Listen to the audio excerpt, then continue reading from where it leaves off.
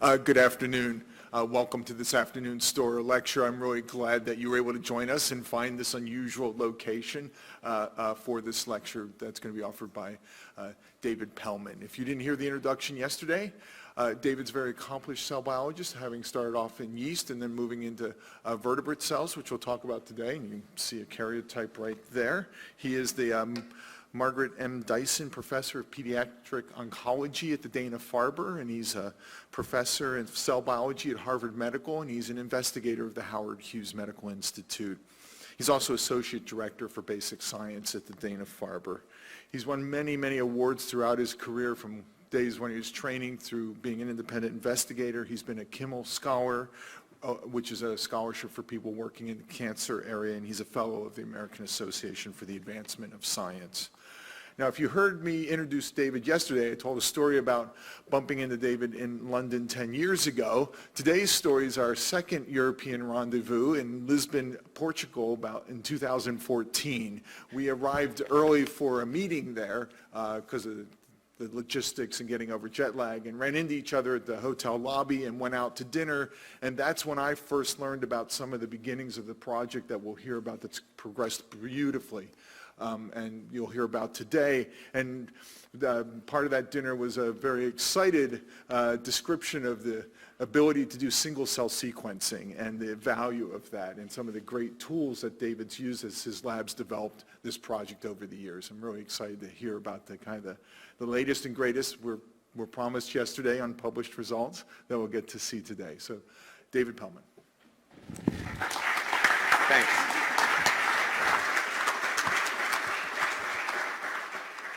Okay, thanks very much. Again, it's a real pleasure to be here. My head is completely swimming from all the amazing science I've been hearing the last couple of days. So my lab actually does work on basic mechanisms in cell division, and we've had a long history of working on the cytoskeleton. And I'm not going to talk about that work today, but I thought I would mention that that is kind of a foundation for a lot of the way we think, and the work that we've done that's a little bit more related to cancer is all grown out of that work. So today I'm going to, the menu for today is that I'm going to quickly recap some prior work that I discussed in more detail in my talk yesterday. So for those of you that came, that was sort of an extended introduction for this talk. And I'm going to try to relatively rapidly get to tell you two unpublished stories about how you get complex genomes. So the general question we want to address is, how do you get complex cancer genomes?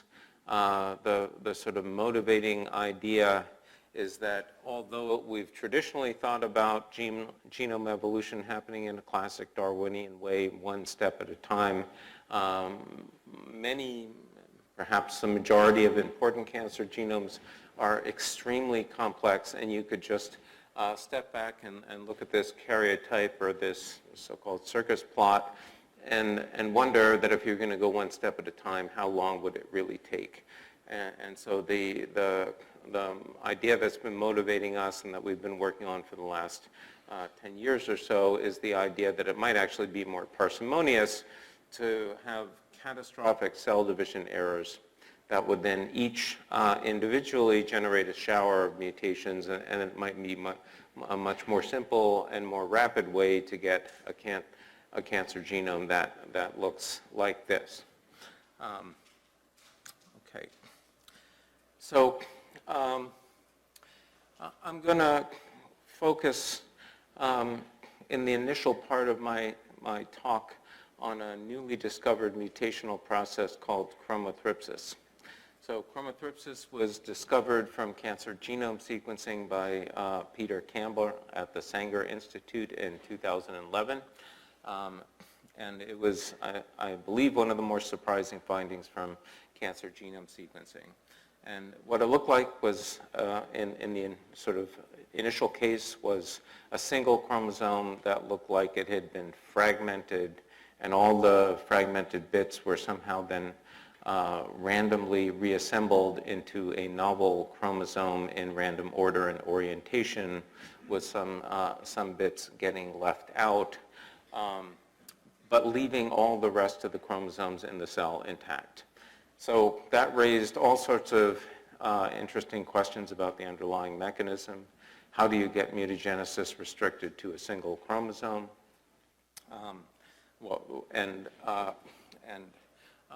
What sort of processes would then lead to that? So a number of years ago, my group we've been working for a variety of reasons that I went through in more detail yesterday. We've been working on ways in which errors in mitotic chromosome segregation might somehow lead you to get DNA damage. One of the things that mitotic chromosome segregation errors do is to disrupt nuclear architecture in the next G1 phase. So this is the so-called nuclear atypia. That's a major feature of human cancer. And a lot of this is generated by errors or geometric abnormalities in the position of chromosomes as they are leaving, as the cell is leaving mitosis. And one of the most striking abnormalities that you can get, which is a common feature also in cancer, is the complete isolation of chromosomes in abnormal nuclear structures called micronuclei. And a number of years ago, we showed that these, if you create these structures de novo, they will spontaneously develop what appeared to be massive DNA damage. And we thought that, hold on one second. Is that a little better? No. Well, huh? You think it's too high up? Is that higher? Okay.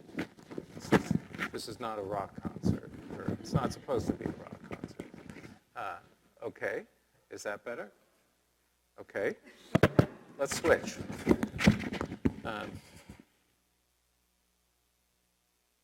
Okay, give me 1 second here.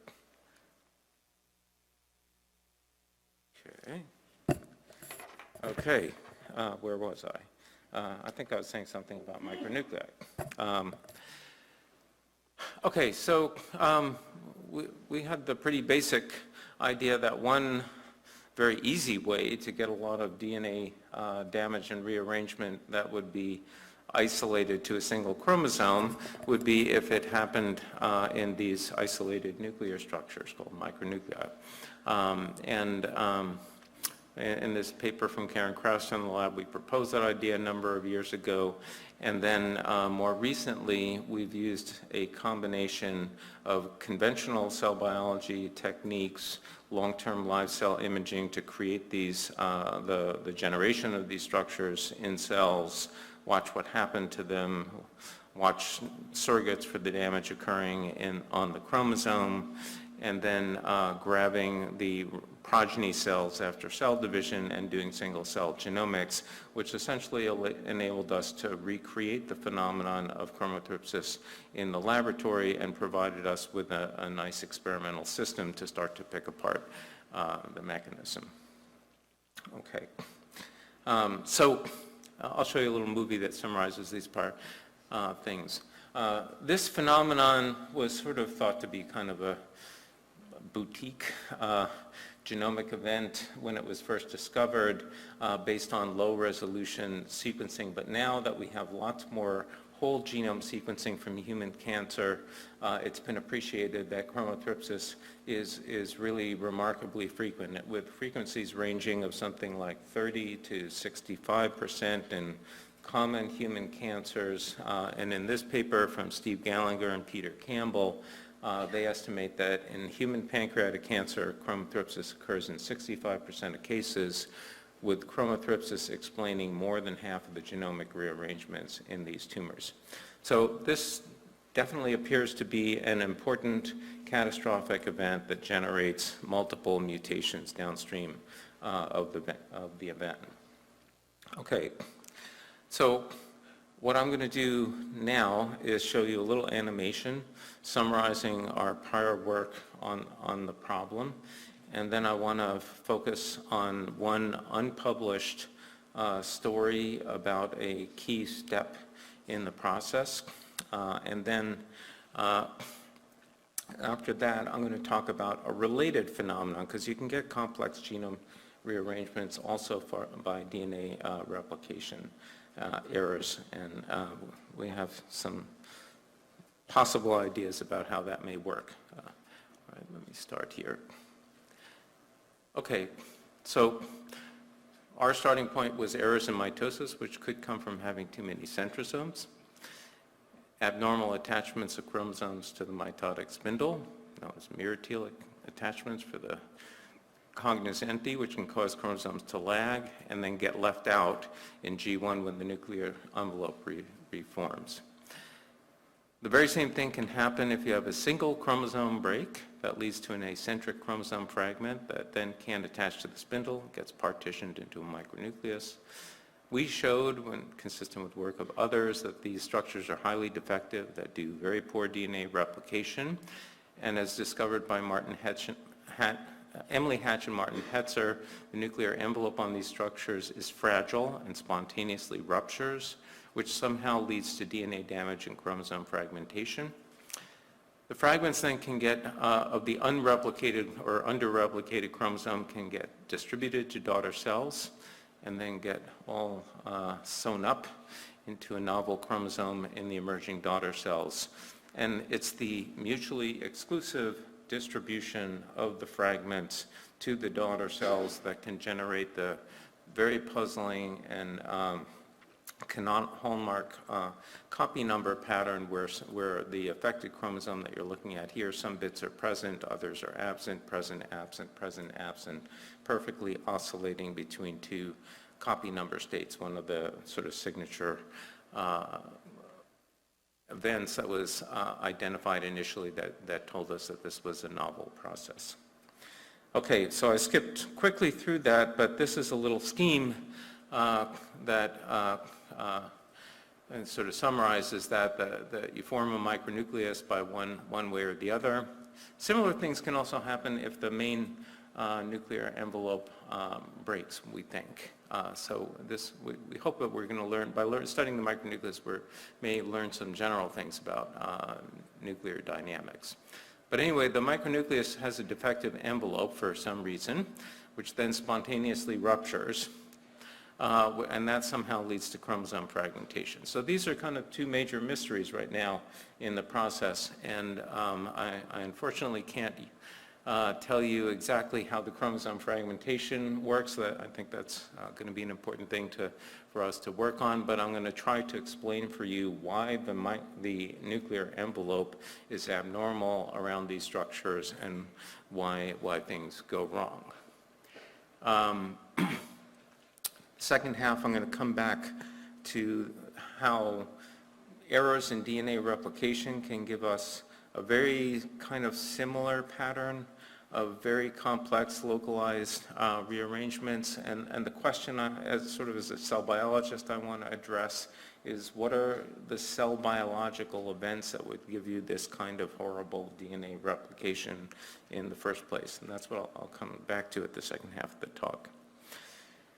Okay, so in trying to figure out why the nuclear envelope around the micronucleus is defective, that raises, I think, an interesting general question of if and how chromosome segregation and nuclear envelope are coordinated in metazoan cells.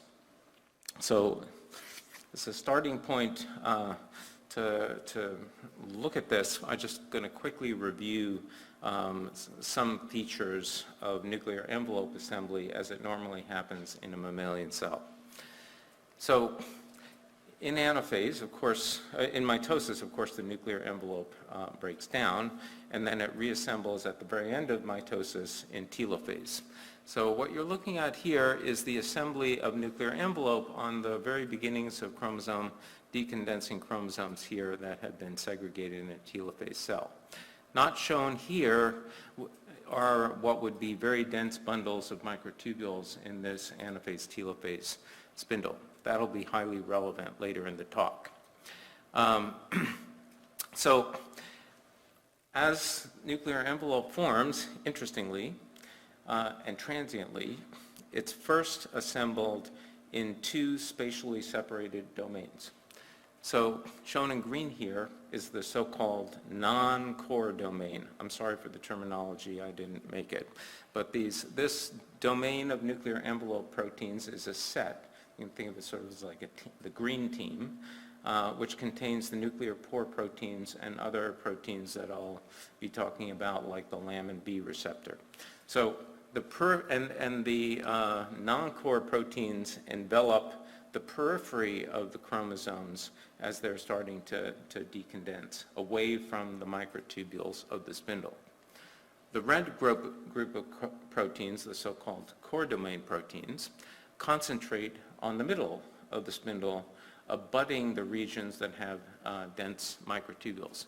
And that includes both soluble proteins, and I'm going to show you a lot of images with a membrane protein, amarin, so you might want to remember that. Amarin is a membrane protein.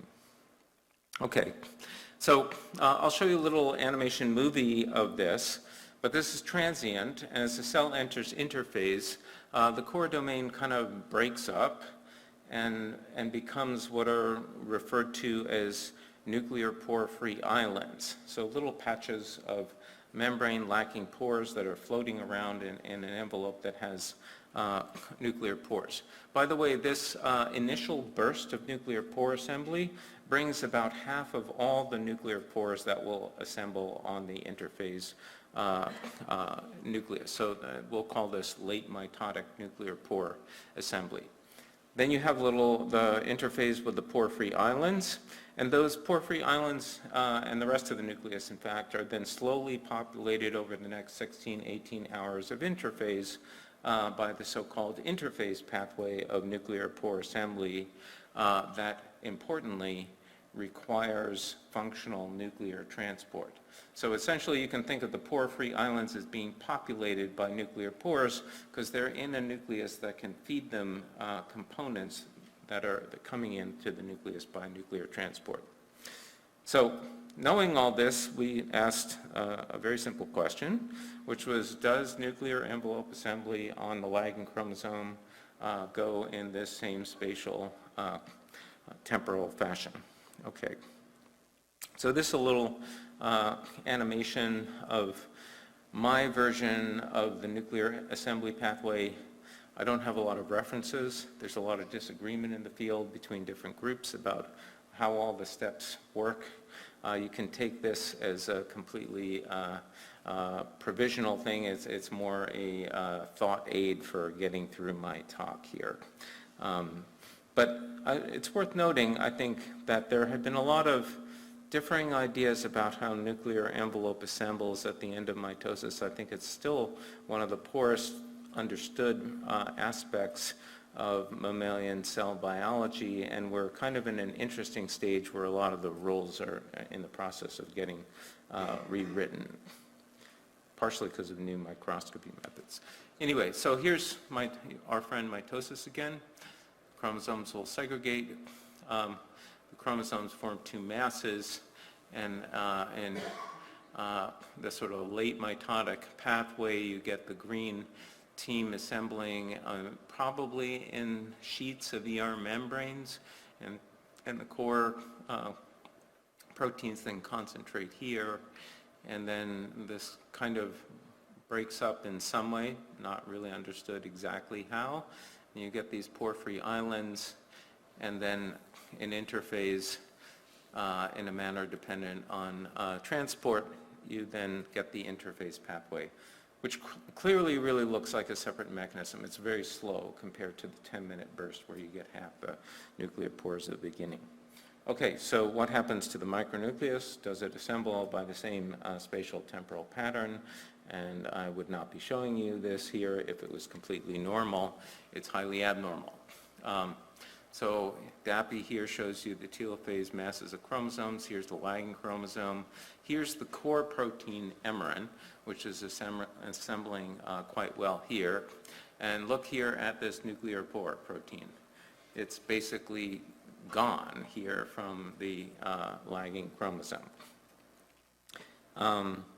In 3 different cell lines with multiple markers, this is really not a subtle effect. And we see at this stage of the cell cycle a remarkably strong assembly of all the core proteins, some of which actually hyperaccumulate for reasons we don't understand, and then a very strong deficiency in all the non-core proteins, including all the nuclear pore proteins that we've looked at. And these defects, with some variability now in penetrance, persist interface. So here you're looking at a micronucleus in interphase, and the emerin is robustly there, and lamin B receptor, which always seems to have the strongest effects, is largely gone. But you see something very similar, though not quite as complete, with nuclear pore proteins. So we think that the lagging chromosomes are actually becoming isolated core domain nuclear envelopes and are deficient in nuclear pores. And in the interest in time, I'm not going to show you the data, I'm just going to summarize it. We've, I hope, done a very careful study of nuclear import into these micronuclei. We had previously done this, other groups have also looked at this. There have been some conflicting reports in the literature, and we've kind of gone back and tried to be as careful and quantitative as we can.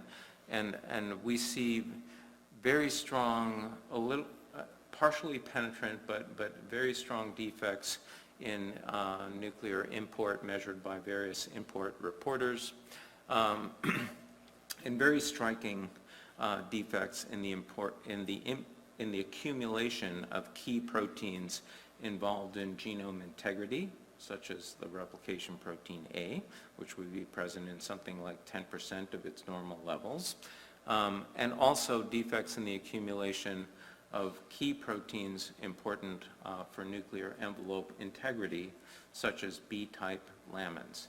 It's already been shown by others that overexpressing some B-type lamins can stabilize the spontaneous rupture of the micronuclear envelope. Okay, so that's a starting point. It's all very interesting, but that still leaves us with the question of trying to understand why.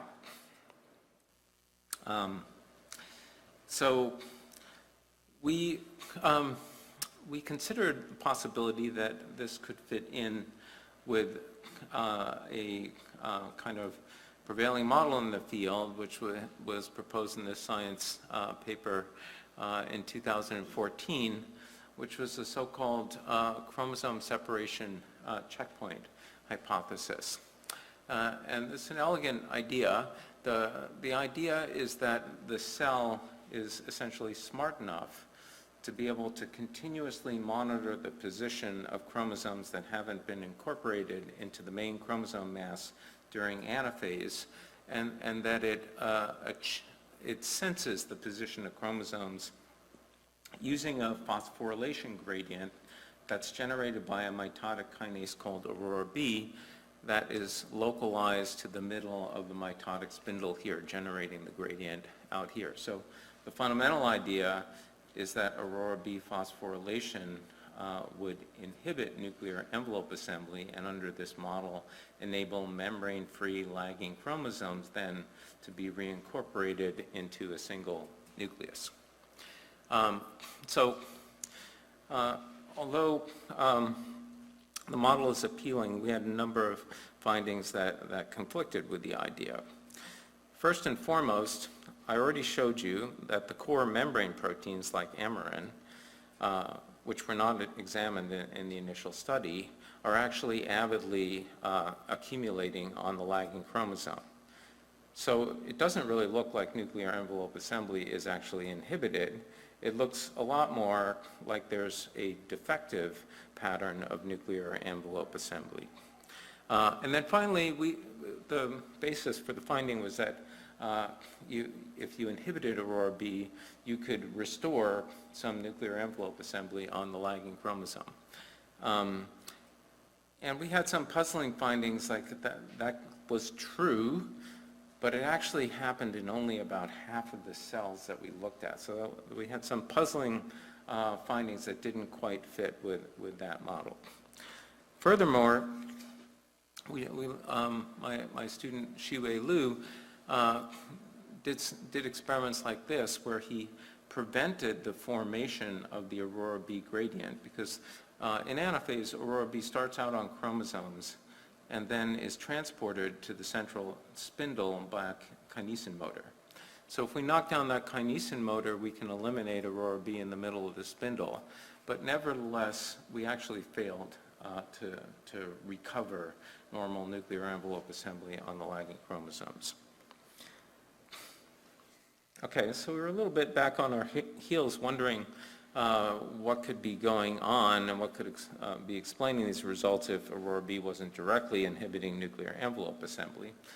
And we started wondering whether the findings could actually be explained by Aurora B's very well-known and characterized effects on the microtubules cytoskeleton, my old friend.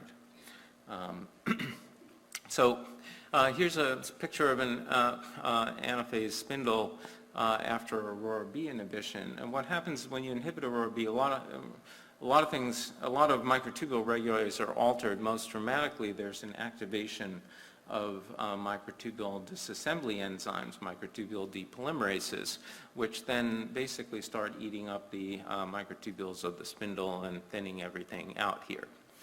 So that got us wondering if the real inhibitor of the nuclear envelope containing nuclear pores could actually be these densely bundled microtubules of the spindle, and whether the Aurora B effects could in fact be explained by that.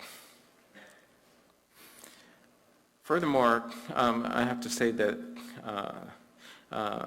there was some prior literature that was also consistent with the idea that microtubules themselves might actually inhibit nuclear pore assemblies, and I would point to this developmental cell paper over here from my colleague Hiro Funabiki that looked at this in vitro in egg extracts. Okay. So we did the following experiment just to, now we want to know if depolymerizing the microtubules could actually now allow nuclear pores to assemble on these lagging chromosomes. And we did the following experiment. It sounds complicated, but it's actually fairly simple. So we synchronized the cells in G2 with an inhibitor of CDK1. And then we released them in the presence of a drug that would cause chromosome missegregation. And then we let the cells get into anaphase, and right around the time of anaphase, we depolymerized microtubules with nicotazole.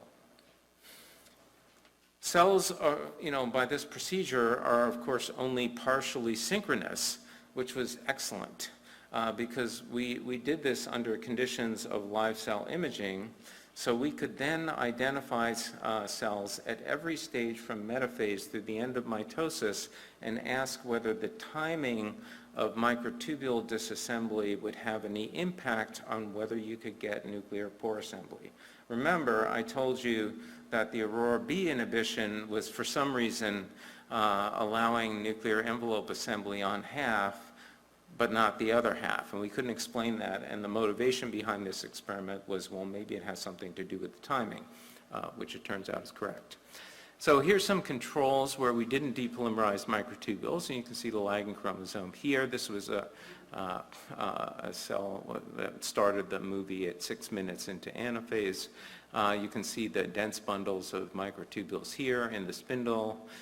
You can see that there's just a tiny little speck of nuclear pore protein here on the lagging chromosome, and here you can see in blue the lagging chromosome is embedded in very dense arrays of microtubules in the spindle shown here in red. Okay, so now let's look at a cell where the nicotazole was added about 4 minutes into anaphase. Here's the lagging chromosomes, nicotazole blows away the microtubules, and now you can see that we're starting to get, very nice nuclear pore assembly on the lagging chromosome. If you look really carefully, you'll notice actually that it's not totally complete. It's just sort of here along the sides and here along the sides, but it seems to be absent here, and I'll draw your attention to the fact that there's a little residual signal from the microtubule here. But now, if we come just a few minutes later and depolymerize the microtubules equally effectively here, here's the lagging chromosome, and now you can see nothing happens whatsoever. Okay, so there's a time dependence. If you do it early, long before nuclear envelope ever assembles, then you can reverse the nuclear envelope assembly defect, but then it seems to become irreversible. Here's some quantitative data on this, looking at the rescue here. It happens early and then tails up rapidly with microtubule depolymerization. And if we do the same experiment with the Aurora B inhibitor, it kind of looks almost identical to the microtubule depolymerization. Early inhibition works, but later inhibition doesn't. So again, we're thinking this is some kind of defective nuclear envelope assembly, and what that experiment was really seeming to tell us was that the defect looked like it was irreversible, or at least nearly irreversible. So what could give you that kind of irreversibility? So I think the simplest and most logical explanation for the irreversibility, this is a super resolution image of Amarin, and you can see that the lagging chromosome here becomes essentially wrapped in a membrane lacking nuclear pores. That's shown over here. So we're thinking that this wrapping in a nuclear envelope lacking pores could be the irreversible defect. And if you go back and read the literature, which is I'm always reminding myself to go back and do, actually this was kind of known already. Ian Matai did in vitro nuclear envelope assembly experiments in Xenopus egg extracts, and if you deplete a key nuclear pore protein, they obviously did this for a different reason, you deplete some key nuclear pore complex protein, you get an extract that won't assemble nuclear pores, of course, and you can add the complex back early if you do it before the chromosomes become wrapped in a membrane lacking nuclear pores, but you're out of luck if you do it later once that envelope has formed. Okay, so if there could be some people here that could be asking themselves fairly whether we've done a good job in separating the effects of inhibiting Aurora B from the effects of depolymerizing microtubules, because of course I told you that Aurora B is transported to the middle of the spindle and lives there because of microtubules. So in this experiment that we set up, we did a similar synchronization procedure, this time releasing cells from a nicotazole block, allowing the spindles to reassemble. And then in anaphase, we did or did not add Taxol to stabilize the microtubules, which then allowed us to additionally add or not an inhibitor of Aurora B, and that way we could have intact microtubules in a cell, and we could then inactivate Aurora B. Okay, I told you that the core and non-core domains are separate transiently, and we're looking, all of the experiments I've been showing you have been done by live cell imaging, and then we come in and fix the cells and then look at nuclear envelope assembly at the end. Okay, so here you're looking after we've got the sort of intermingling of the core and non-core domains in the normal circumstance. Okay, so we have a semi-coherent nuclear envelope here in the controls. And now what we've done is that we've added Taxol to stabilize the telophase bundles of spindle microtubules. Again, you're not looking at the microtubules here, but what you can see is that this really exaggerates the gap between the non-core domains or the nuclear pores. So here it's been intermingled, here the gap persists. Okay, and so now what we can do is we can look at inhibition of Aurora B. So again, here's the control situation without Taxol. We add Aurora B, and I just want to point out that just Aurora B inhibition alone doesn't seem to alter the timing of the nuclear envelope assembly events on the main chromosome mass. But now if we stabilize the microtubules with Taxol, which and additionally come in with an inhibitor of Aurora B, what you can see is that it looks just like the Taxol treatment alone. So you can see that Aurora B inhibition here in this experiment doesn't do anything to nuclear envelope assembly. So from that we conclude that the global activity of Aurora B might influence microtubules, but that it's not specifically affecting nuclear envelope assembly. So are these effects of microtubules in some way global, or are they more local?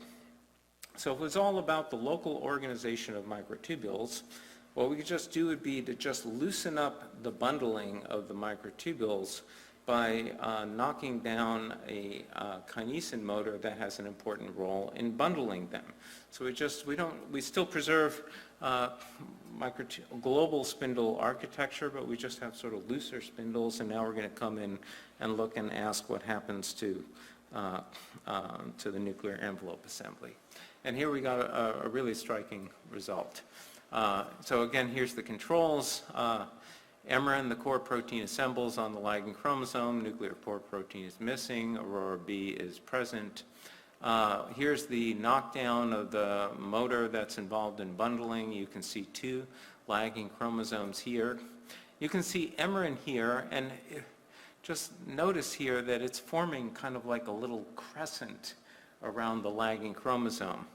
And then if you look over here at the nuclear porin, it's also making kind of a little crescent, but it's on the other side of the lagging chromosome.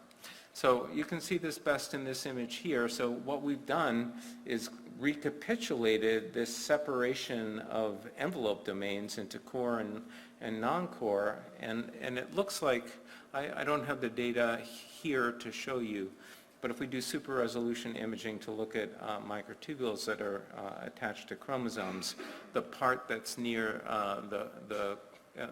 that's abutting the microtubules are where the core assembles, and the region away seems to be where the nuclear pores are assembling.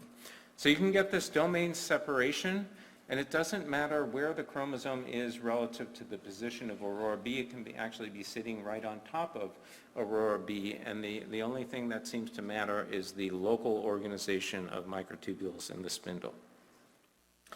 Okay, if everything I just told you is actually true, then a strong prediction would be that if you could take a chromosome out from the spindle and put it out in the periphery of the cell, away from the microtubules, and let the cell then go through mitotic exit, you would predict that nuclear envelope assembly should go normally, that you should have a restoration of the ability to do DNA replication, and correct the other associated defects. And then again, Shiwei here developed some very nice approaches for doing this. In the interest of time, I'm not going to go through the details, but he inhibited a mitotic kinase called the MPS1 that causes segregation error prior to the completion of congression of chromosomes to the metaphase plate.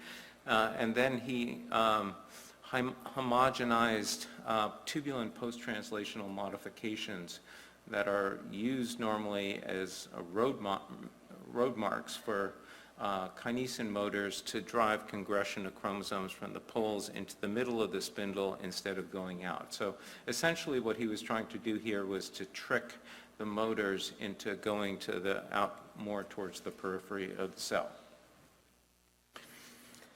So we've done a lot of similar experiments. I'm just going to show you one.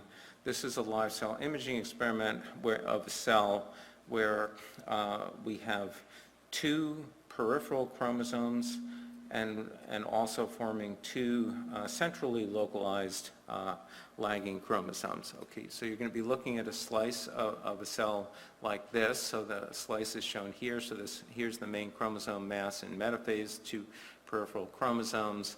The cell advances from metaphase into anaphase. You see the main chromosome mass is splitting.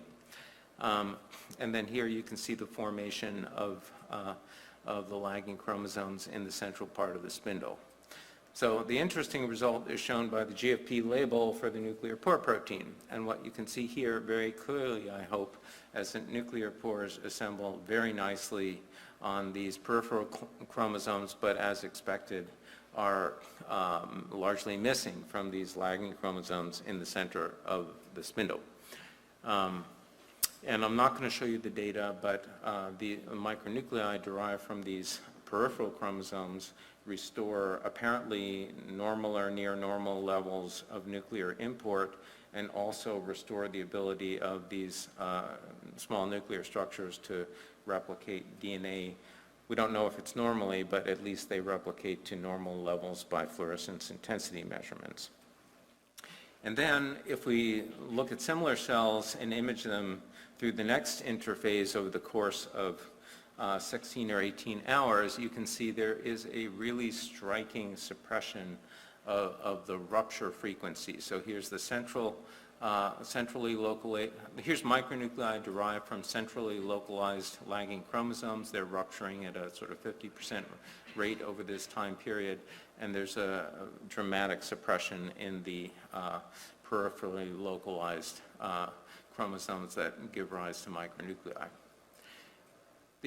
Only about half or less than half of the micronuclei that rupture actually undergo massive DNA damage. That seems to be only those that rupture in G1 don't have damage, and then later in S or G2 you seem to get damage. So there's a lower fraction of the central ones that have DNA damage, but if you then look at the micronuclei derived from the peripheral ones, damage is also significantly suppressed.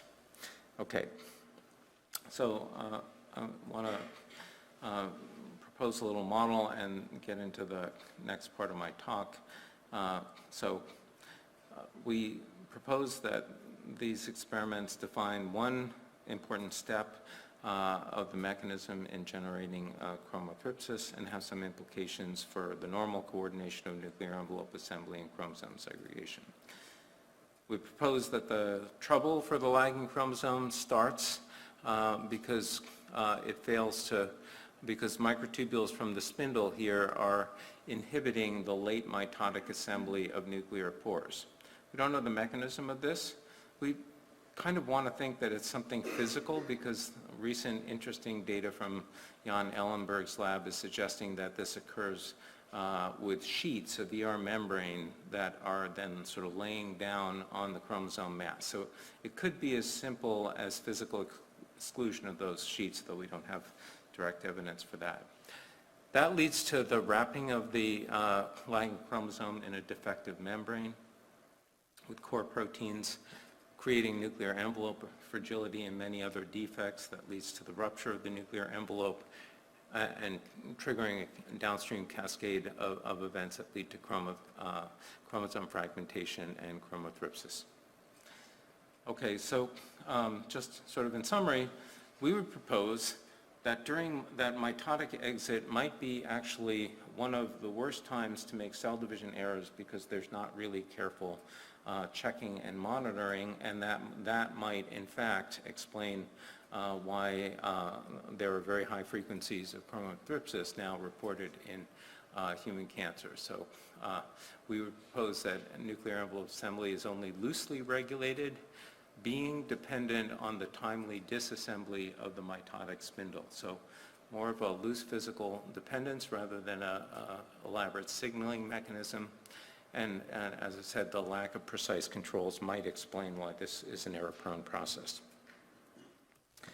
Okay, I'm going to, in the last bit, switch gears and try to tell you at least the beginnings of a story that I'm very excited about, to try to understand some other aspects of how you get complex chromosomal rearrangements in cancer.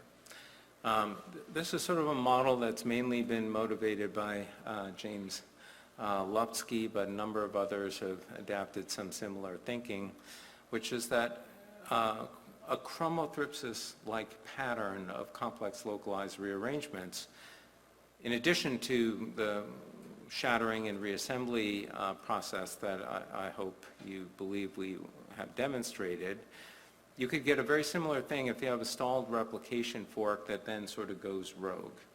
You imagine the fork stalls here along the chromosome, jumps back here, copies some bits here, jumps forward here, switches strands, you get an invasion, et cetera, et cetera.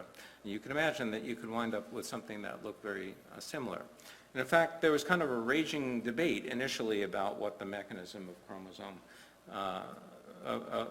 of chromothripsis, and whether it was really replication based or could it be shattering and reassembly. But of course, if you just sort of start thinking about it, it's pretty obvious that those mechanisms are in fact not mutually exclusive.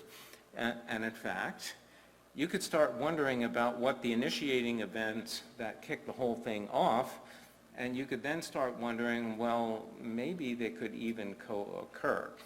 And from our sequencing data, we didn't have anything definitive, but here's an example where we had a shattering and reassembly event. But stuffed into the long-range junction between two sites on this same chromosome are little bits of the same chromosome. Where we had SNP information, we knew it was the same haplotype. So 50 bases, 150 bases, 300 bases, little bits copied from the P arm, the Q arm, from all over the same chromosome, multiple things sort of stuffed into this junction. Again, you're just looking at the sequence of the final product, but this looks like it could be a phenomenon that could involve this kind of replication template switching. So what would cause that? What would cause this kind of bad replication, and could, in fact, these processes be linked? Here I have to say I'm not going to be able to answer these questions completely. I'm going to be showing you something more progress along the way and some ideas. Why did we get interested in the replication aspect of it? And that's because it's been known for a long time from prior studies and confirmed by Karen and my group that micronuclei with respect to DNA replication are kind of like little Energizer bunnies. They don't do DNA replication very well, but they do keep trying, so they'll keep replicating throughout the G2 phase of the cell cycle, and in fact they'll keep going sometimes if the nuclear envelope hasn't broken, all the way up to mitosis, and they can enter mitosis with replicating DNA. And then they undergo something that had also been previously described in this famous cell fusion experiment from Johnson and Rao, called chromosome pulverization. So if you take the relevant panel here is in the middle, you've fused a mitotic cell with an S-phase cell, and you see this sort of gnarly looking bits of chromosomes here. There are all kinds of different ideas about what this was. Is it really fragmentation? Is it just discontinuous condensation of chromosomes? It wasn't really clear, but the idea has been out there for decades that somehow that mitosis could damage replicating DNA.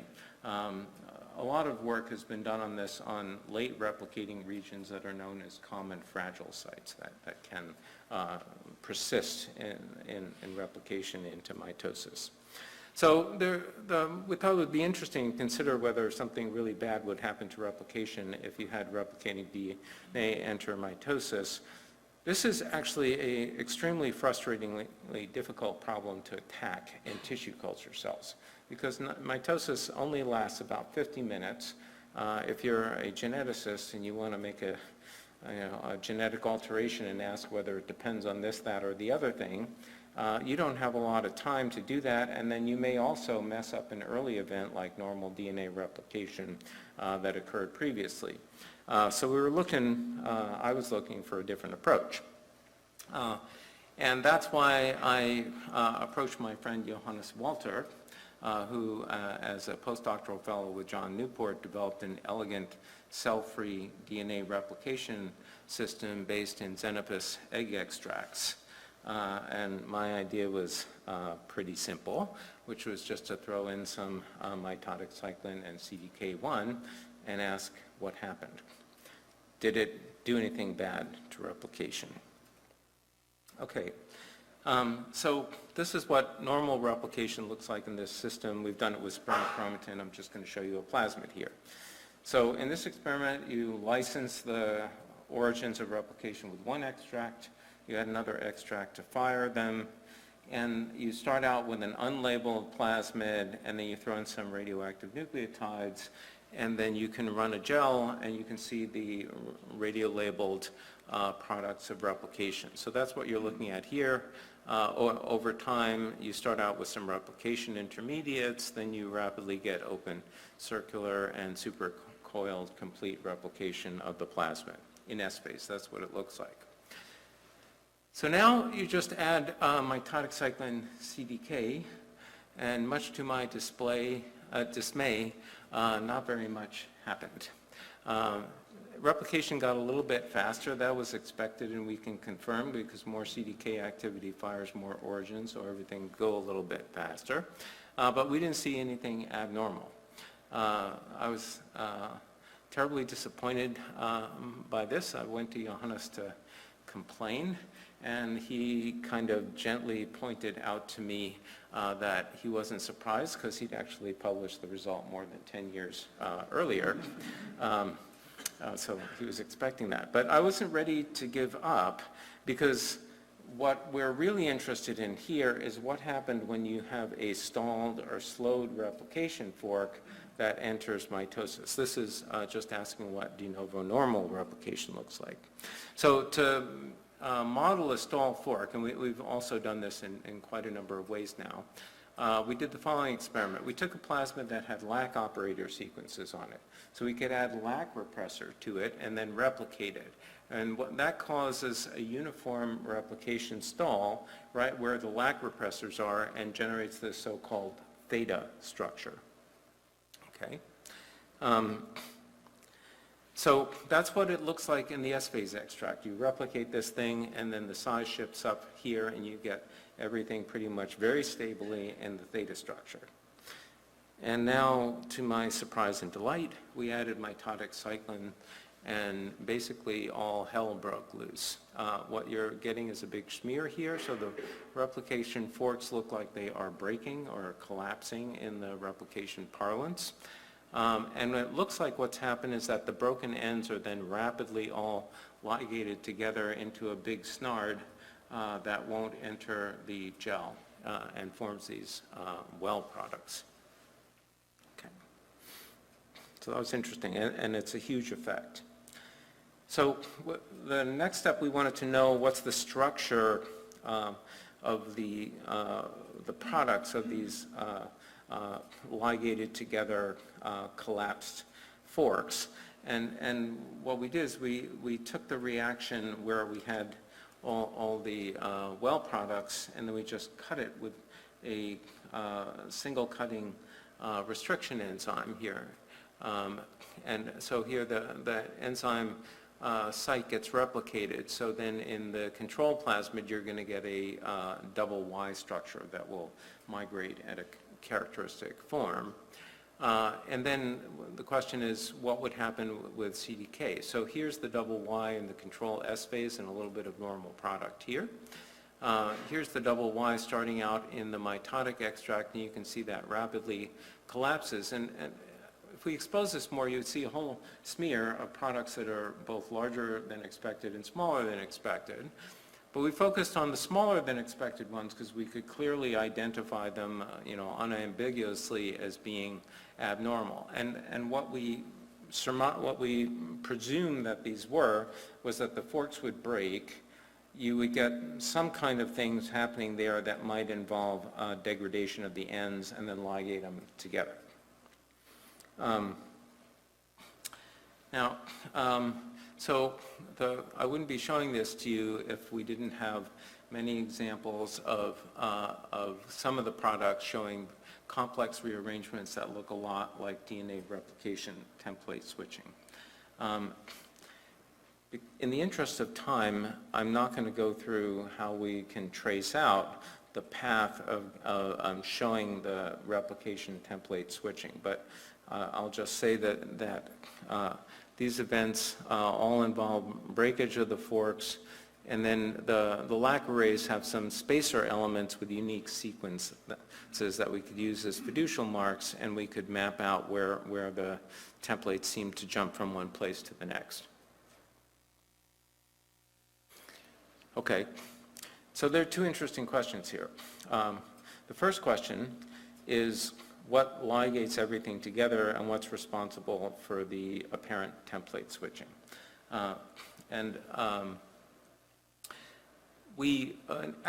So in mitosis, cells inactivate the DNA damage response, turn off homologous recombination, and inactivate classic non-homologous end joining. The microhomology mediated end join pathway that is in animal cells largely mediated by a polymerase called DNA polymerase theta, unrelated to the theta structure I showed you earlier. It was an excellent candidate because it was already known that Pol theta can give you template switches and deletions and insertions at the site of junctions. So here's the control mitotic extract, here's the well product, here's the deletion of Pol theta in the S phase extract. It doesn't have any effect. That's the normal theta product formed with the stalled forks. And then in the mitotic extract, if we deplete Pol theta, even if we correct for the overall loss of intensity in the sample, there is a significant reduction in the formation of this well product. And the overall reduction in radioactivity, we think, is because you're not joining the breaks, so you have breaks hanging out in the extract that can then be degraded. So you're getting some complete degradation and less of the well product formed. Okay, so the next, I can't tell you what nuclease is doing this. We're working on this. I'm happy to discuss that in questions. But I think we have an interesting answer on what allows nucleases to gain access. Because I showed you the theta structure is really quite stable in an S-phase extract. We started wondering, so here's sort of a very crude cartoon of a stalled DNA replication fork. Here's the replicative polymerase, the MCM, or sometimes called CMG helicase, that's stalled right here. You can imagine the lac repressors are right here. So that's on the leading strand. Here's the lagging strands. We imagined in a number of interesting repair reactions, for example, in repairing a DNA crosslink in DNA, a critical step is actually to unload the CMG helicase first and get it out of the way before you make any incisions that would be part of a normal repair process. So we wondered whether the CMG in this context was actually getting unloaded in a pathological way. Okay, so we could first start looking at this by replicating the plasmids with or without cyclin B and pulling down the plasmid and then blotting for different proteins. So here in S phase, we pull down the plasmid, and as expected, we get replicative helicase, MCM7 and MCM6 here.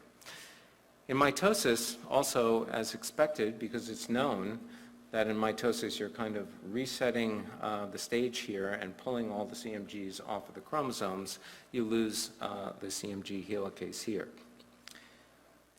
CMG is normally removed by a translocase called P97, and there's a small molecule inhibitor of P97. So if we inhibit P97, you can see in the control S phases here, here where, I'm sorry, so here's in the presence of cyclin B, you can see kind of a smear of one of the CMG helicase subunits called MCM7 that in other circumstances is known to be ubiquitolated and pulled off by P97. The smear is faint here, but if we add a nonspecific deubiquitinase, we can collapse that smear into a single band. So if we prevent the removal from CMG from the chromosomes by inhibiting P97, we can trap it on here and show the ubiquitination. Okay, so that's consistent with the idea that CMG is getting removed in mitosis. And here's the last piece of data that I'm going to show you. In the mitotic extract, here's the control for collapse, accumulation of the well product. But now if we add the inhibitor of P97, what you can see is that we are strongly suppressing the formation of this abnormal well product, and instead we're driving the whole reaction to the completion of normal replication with open circles and supercoiled DNA. So I'm just going to leave you with a little model that here's a replication fork that stops. If it stops and then the cell enters mitosis, there's an unknown ligase that we're working hard to find that ubiquitolates CMG, allowing P97 to come in and pull CMG off. That leaves essentially naked single-stranded DNA that now looks like an excellent substrate for presumably structure-specific endonucleases that would then cleave the site here. And then that can give us some small-scale replication in template switching and insertion, and then eventually joining to another break. This obviously is not recapitulating very long-range chromosome rearrangements. You would have to invoke another process, something like switching to another polymerase. But we think it could be an interesting start on initiating another way to initiate complex genomic rearrangements. And obviously right now we're super excited to try to now go back into cells a little bit wiser about what might be going on, and more specifically test the hypotheses generated in the extracts. So I quickly summarized old work in the talk on chromothripsis. That's led by Chengzong Zhang, who's a bioinformatician, now an assistant professor at Harvard Medical School in the newly founded Biomedical Informatics Department, and also Alex Spector, who's now an assistant professor at Harvard in the Radiation Oncology Department. The nuclear envelope project was spearheaded by my student Shiwei, with a lot of help from one of my wonderful trainees from UC Davis, Mijung Kwan, who was in John Scully's lab. And all the work I showed you on the Xenopus system was done by one super talented postdoc who's being jointly mentored by myself and my friend and colleague, Johannes Walter. Alexei Kochakov is up here because I didn't have time to show you some correlated light and electron microscopy that supports our conclusions on the nuclear envelope. Thank you very much for your attention.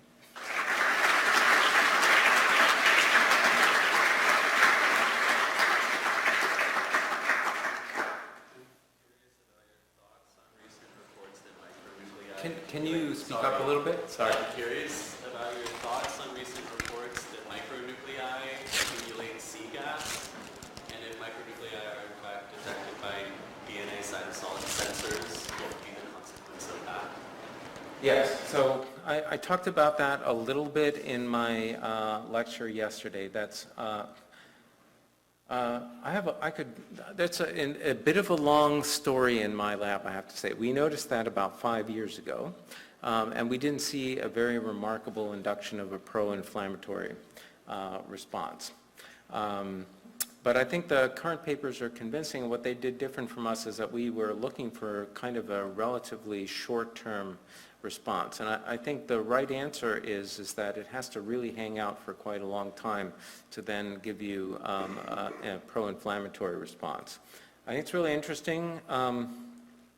it's still kind of subtle, and I think we still need to know more about the actual biological impact of that. There are other ways to get cytoplasmic DNA as well.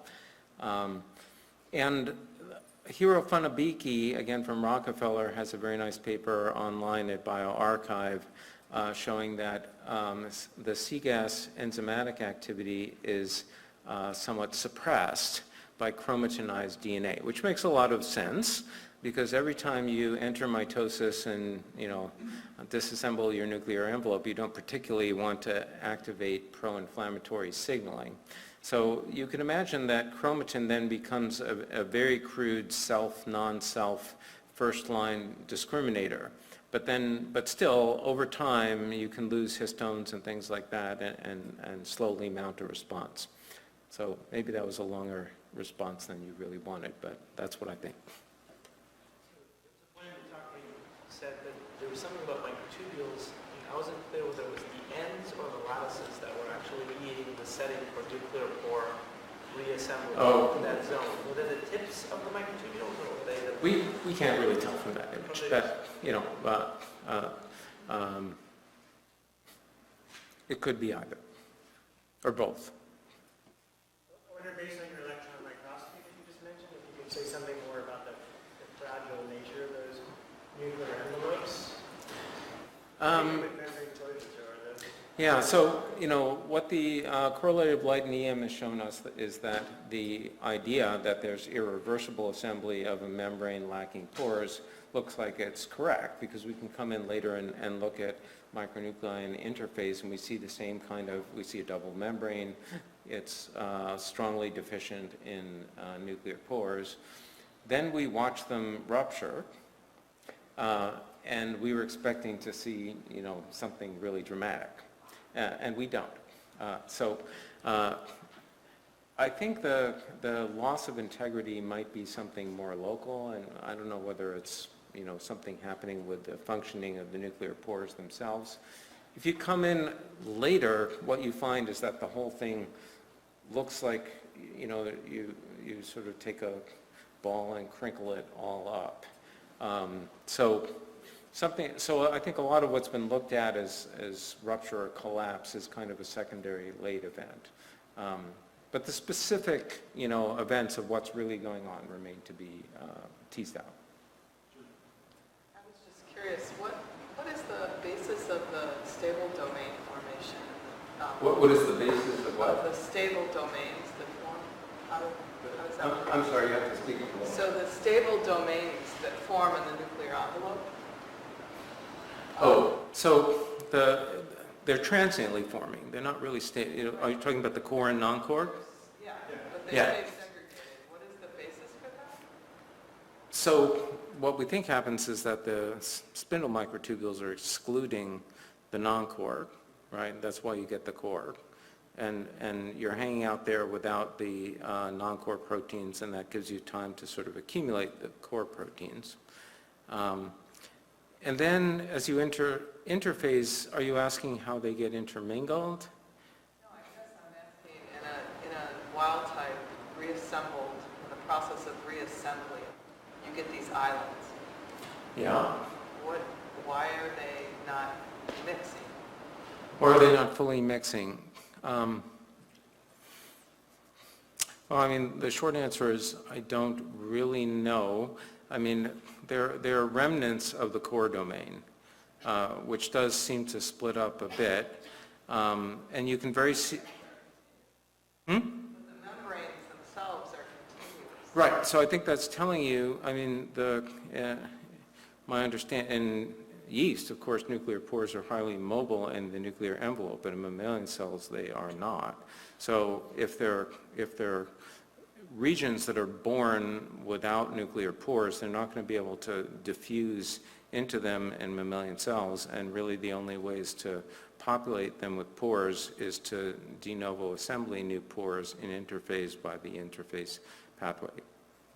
That's the thinking on this. I can certainly point you to some nice papers by others on it. Luca? Is it clear that rupturing is a requirement for chromatopsis?